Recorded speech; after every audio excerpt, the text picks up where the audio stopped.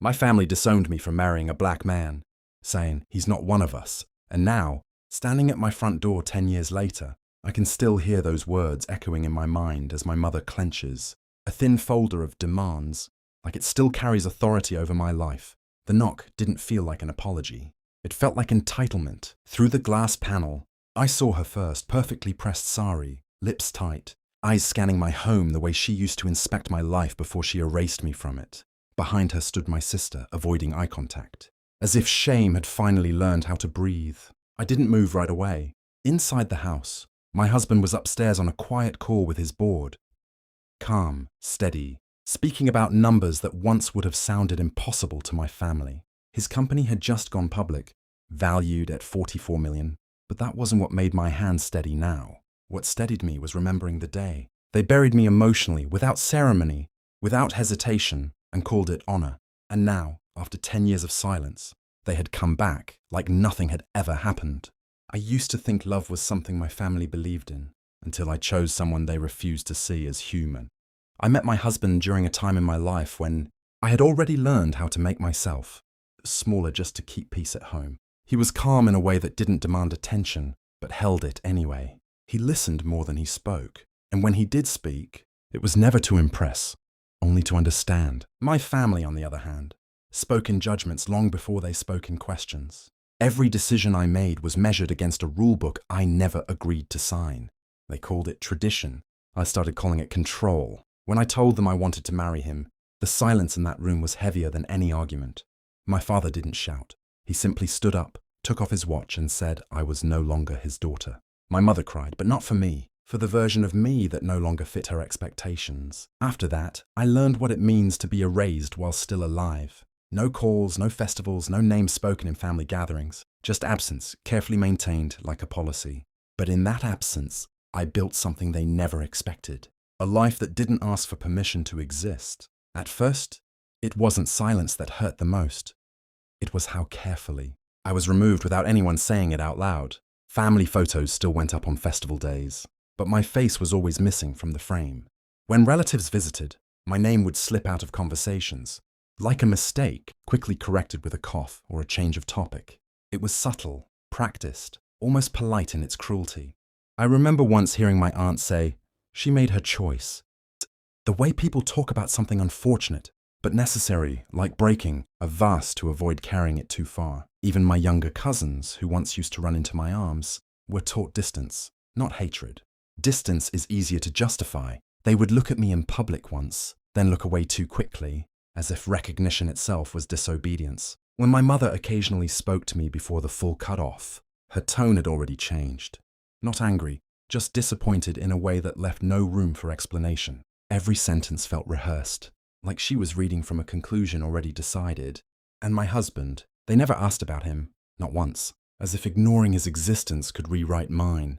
But what they didn't notice was how I stopped reacting. I learned to listen without flinching, to smile without explaining, and slowly, their small rejections stopped feeling like wounds and started feeling like distance I could eventually walk away from.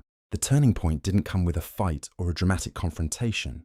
It came quietly, on a night when I was reviewing contracts at our kitchen table, while my husband sat beside me, marking figures that no one in my old life ever thought I'd understand. I remember pausing mid-page, realizing something strange. I was no longer hoping they would accept me. I wasn't waiting for an apology anymore. I wasn't even angry in the way I used to be. I was just done. The realization felt like a door closing, not loudly but permanently. For years I had imagined different versions of reconciliation. Maybe they would soften. Maybe time would make them curious. Maybe success would change something.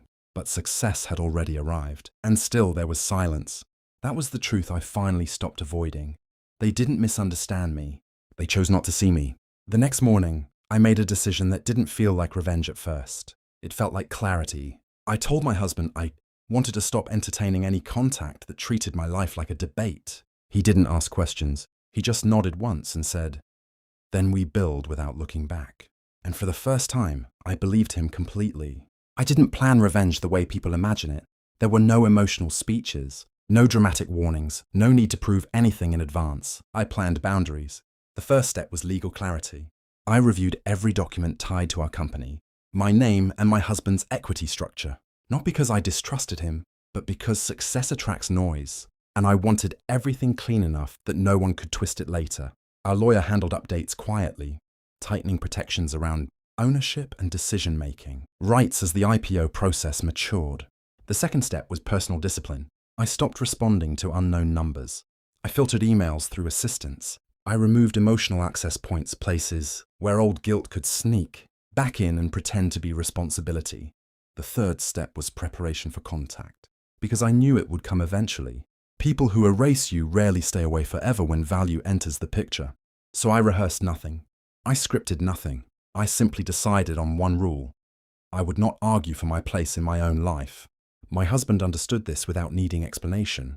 He handled the business side like he always did. Calm, precise, unshaken. We weren't building anything to prove them wrong. We were building something they could no longer influence. And that difference mattered more than any confrontation ever could. The knock came on a Sunday afternoon, just as the light outside softened into that calm gold that makes everything look forgiving, even things that aren't. I already knew it was her. No message, no warning, just presence, like she could still arrive in my life and be assumed welcome. When I opened the door, my mother stood there holding a thin folder again. Different from the past, but somehow identical in intent. Her eyes moved past me first, searching for something inside the house before she even looked at me fully. Behind her, my father wasn't there this time. Only my sister, tense and quiet, like she had been assigned to witness something she didn't want to understand. "I need to talk to you," my mother said, voice controlled, almost practiced. I didn't step aside. Inside, my husband's voice drifted faintly from upstairs. Calm, discussing expansion numbers with his team. A sound she didn't react to, because she still didn't understand it. She finally looked at me directly then, as if measuring the version of me she had once erased. "I came for the family," she said, sliding the folder forward. "We need your help now." And for the first time I saw it clearly. This wasn't a visit.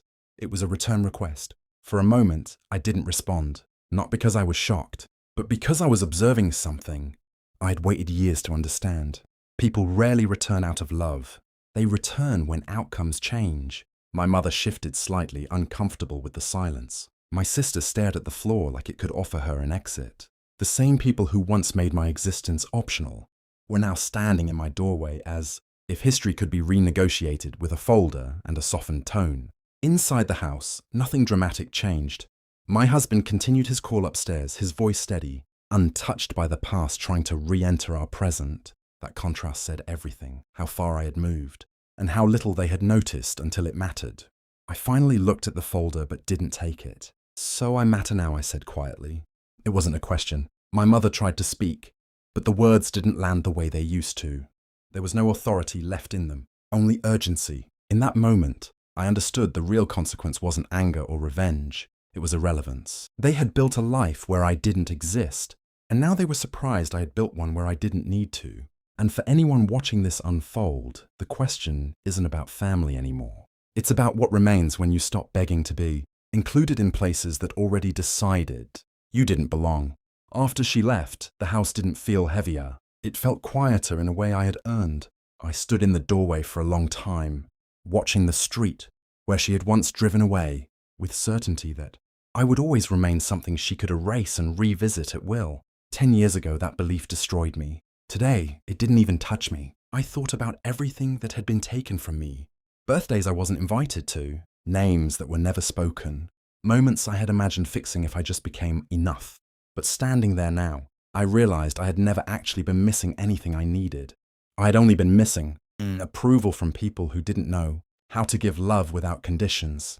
My husband came downstairs eventually, seeing my expression without asking questions. He just placed a hand on my shoulder and stayed there.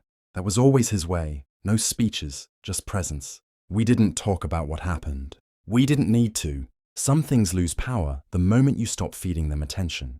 Later that evening, I cleared the table, turned off the porch light, and let the day end without carrying it into tomorrow. Because peace isn't when they finally understand you. It's when you no longer need them to.